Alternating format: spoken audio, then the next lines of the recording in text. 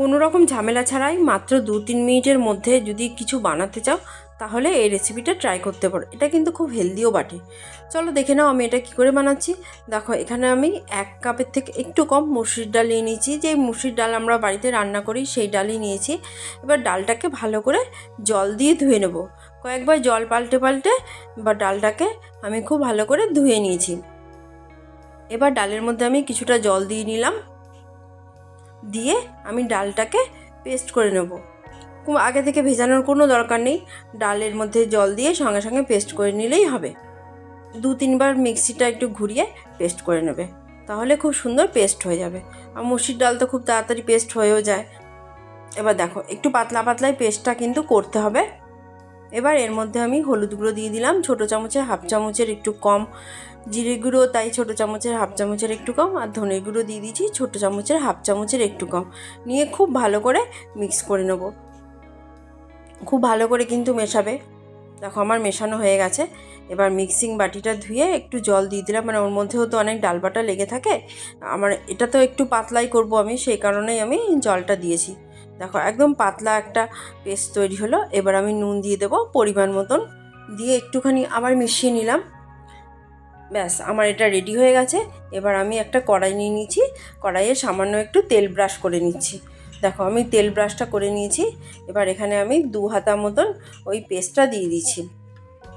আর গ্যাসের আঁচটা কিন্তু একদম কমিয়ে রাখবে। এবার যেই পেস্টটা দিলাম সেটা আমি চারিদিকে ছড়িয়ে দিচ্ছি। যতটা ছড়ানো যায় ততটা ছড়ালেই হবে। দেখো আমার কিন্তু এই দিকে ছড়ানো হয়ে গেছে। এবার রেখে দিলাম, ওয়েট করব 2 মিনিট। ওয়েট করলেই হবে, কোনো নাড়াঘাটা করার দরকার নেই। দেখবে ওপর দিয়ে যখন শুকিয়ে গেছে, একদম ড্রাই হয়ে গেছে, তখন ওপর দিয়ে আমি একটু তেল ব্রাশ করে দিলাম। হাত দিয়ে ধরে দেখবে যখন দেখবে ড্রাই তখনই তেল ব্রাশটা করবে। এবার এটাকে আস্তে করে দেখবে 2 দিক মানে 4 দিক দিয়ে যখন উঠে উঠে আসছে তখন এটাকেও নামিয়ে নেবে। ব্যাস রেডি হয়ে গেল একটা। আরেকটাও আমি এর মধ্যে দিয়ে দিয়েছি। এটাতে কিন্তু আমি কোনো রকম তেল দিইনি, কড়াইতে তো একটু একটু তেল লেগে থাকে, ওটাতেই আমি ঘুরিয়ে ঘুরিয়ে করে ফেললাম। সেম একই রকমভাবে গ্যাসের ওপর চাপিয়ে রেখেছি।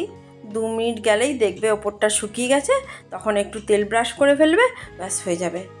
খুব খিদে পেয়েছিল জানো তো, ভাবছিলাম কী বানাবো, ব্যাস মাথায় এটা আসলো, বানিয়ে ফেললাম।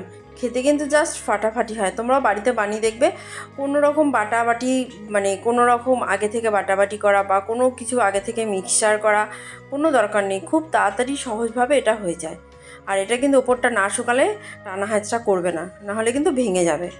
আর শুকালে দেখবে এমনি হয়ে গেছে। দেখো একটা প্লেটের মধ্যে নিয়ে নিয়েছি, আরেকটা প্লেটে নিয়ে নিয়েছি। এটা খুব সুন্দর কুরকুরে টাইপের হয়, খেতে খুব ভালো লাগে। আর এর সাথে তোমরা যে কোনো চাটনি নিতে পারো, তবে আমার কাছে ছিল না, আমি টমেটো সস দিয়ে খেয়ে নিয়েছি। ব্যাস রেডি। তোমরাও বাড়িতে বানিয়ে ফেলো। রেডি হয়ে গেল আমার মুসুর ডালের ধোসা। তোমাদের ভালো লাগলে লাইক করবে, সাবস্ক্রাইব করবে। আর সবাই ভালো থাকবে, সুস্থ থাকবে। Bye, tata.